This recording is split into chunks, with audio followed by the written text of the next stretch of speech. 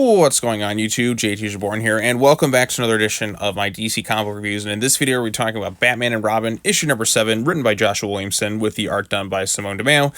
This issue takes place after the events of the previous issue, where Flatline finally returned to reunite with Damian after pretty much being separated since 2022, maybe beginning of 2023. I don't know. It's been a while since the two of them had interacted, because they started kind of a sort of boyfriend-girlfriend thing within that run, but then she's like, you don't have to call everyone this. They've never actually even gone on a date. Damian's so clueless about this sort of stuff. It is kind of funny at this time, but like I said, he's still young. He's inexperienced in this sort of stuff. He's kind of falling for the same stuff that even his dad does, and his dad does kind of point that out at one point. So that's all kind of good and fun. I have been enjoying Batman and Robin. I think I still like the Robin book a bit more than this one. I like the art, and I like the storyline of the whole Mortal Kombat tournament thing a little bit more interesting, but I think the strength of Batman and Robin is the plot is, for one thing, it's a lot easier to follow than the other two main Batman books. I'll give it that. And the father and son relationship building aspects with them as Bruce and Damian. The stuff outside the Cape and Cowl stuff, to me, is the more interesting stuff within this run. So, but now, that we got Flatline here, this is their first time meeting Batman. There's still some mysterious stuff going on with her, obviously seeing the ghost of Ra's al Ghul, or Ra's al Ghul, or Granddaddy al Ghul, as I sometimes like to call him. How do you pronounce it? I've heard it pronounced both ways so many times. I'm just like, you know what? I guess it doesn't really matter. But yeah, so she's still seeing the ghost of him, which we'll see in this issue, but we still don't know why necessarily. Why does the voice call to him? Or why does the voice call to her? So, she hasn't quite told Damian yet, which we do kind of explore a little bit in this issue. But she does arrive into Gotham because she's looking for her sister, Mila. It's the first time I'm actually, referencing her sister's name. But we still don't know her last name. That's one thing I'm wondering, what is her last name? Can we finally get some answers on that within this run? But anyway, so that's going on. We also have Shush and the whole Cult of Bat thing. Cult of Man-Bat is also taking over the city, if you will. So Batman's been investigating that with Damian. They've also been trying to figure out who the villain Shush is. Damian thinks it's his principal at his school. It seemed kind of obvious based on what we're setting up, but why is she there? What's her purpose and all that? So we got all that going on. Like I said, Man-Bat's doing his thing. Shush isn't really kind of happy about that.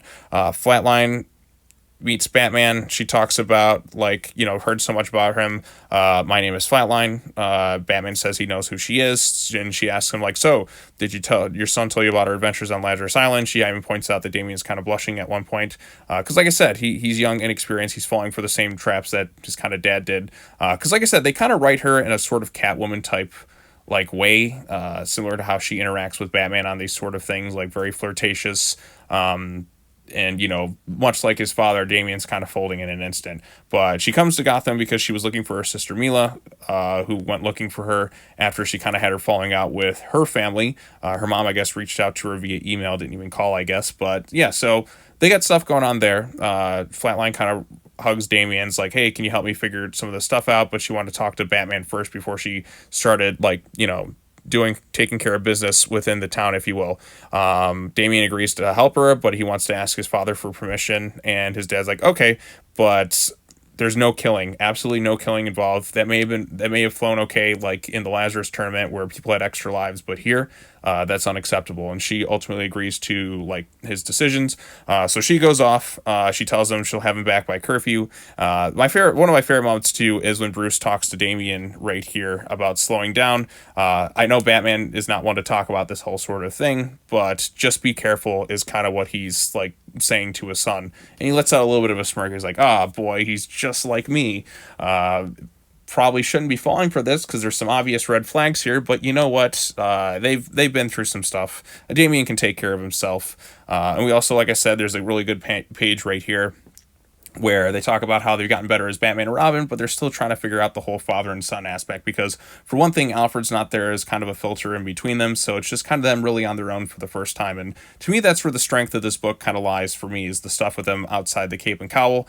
Flatline kind of recaps kind of what she's been through this whole time, her time learning the criminal empire of Lord Deathman is just kind of boring. She kind of wanted an excuse to go out, and her sister is kind of the reason for it. And then she kind of learned from him that life is more than just being really good at killing people. And he says thanks, and she says you're welcome. But the ghost of Ra's is telling him to stop, telling her to stop kind of lying about this whole situation. And it's kind of similar to what happened in the Robin book with Damian seeing Alfred there to kind of talk to him. But for whatever reason, the ghost of Roz is kind of after her. So what's the reasoning behind that? I'm not exactly sure. So I'm kind of curious to learn a little bit more. But anyway, so they go to the Iceberg Lounge and they do their little fighting. It's kind of like their version, I guess, of a dates, and they're kind of beating up criminals and all that.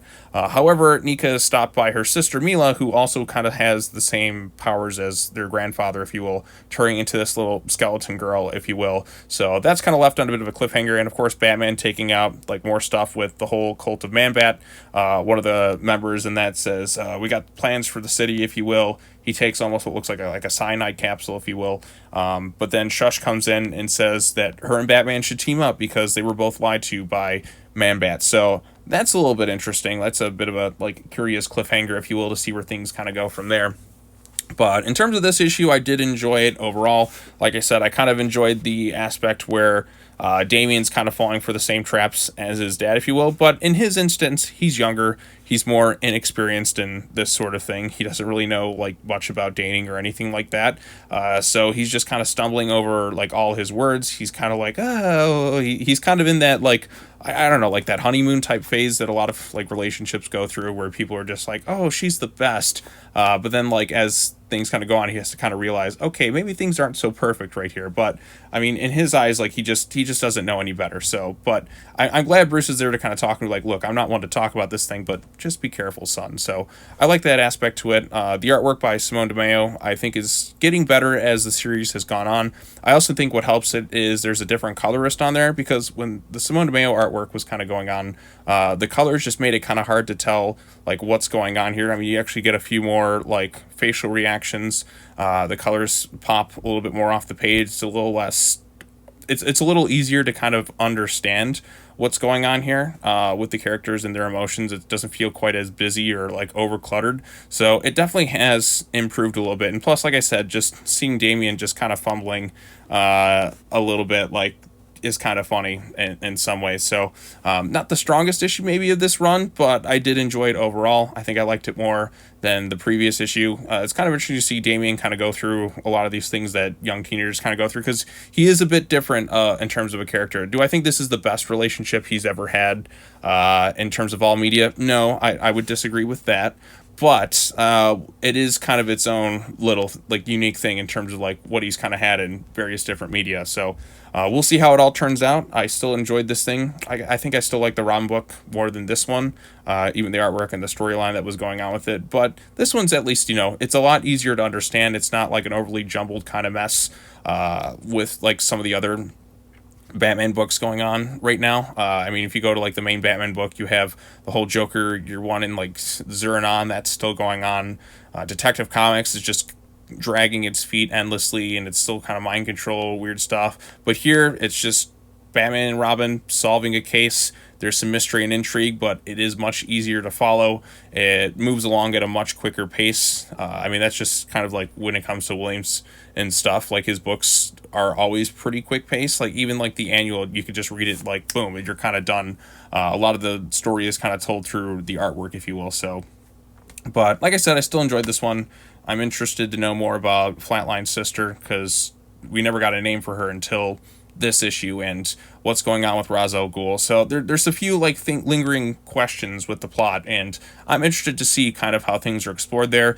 I mean, she hasn't told Damian yet about the whole Ra's thing. I'm curious to know how he'll react to finding out about that. But maybe, like I said, first priority is telling the sister, is, you know, figuring out what's going on with her sister. And then second thing, she's got to tell him about the whole Ra's aspect, how she's seeing his ghost. So how he's going to react to that, we'll have to wait and see. But I'm kind of curious to see what they do with it. So, but anyways, I've rambled on long enough. What did you think of Batman and Robin issue number 7? Did you like it? Did you dislike it? Post your comments down below. Is it kind of funny seeing Damian kind of do the similar stuff to his dad? Or do you think having that there just makes it less unique and interesting? Let me know in the comment section down below. I'd be curious to know all of your thoughts. But anyways, yeah, that's all I have to say. There won't be any more DC comic book reviews for this week, but for those who haven't, be sure to check out my latest review on Batman Bad Blood. And yeah, so that's all I have to say. As always, take care now. Bye-bye then, and I will see you all in the next video. Peace out.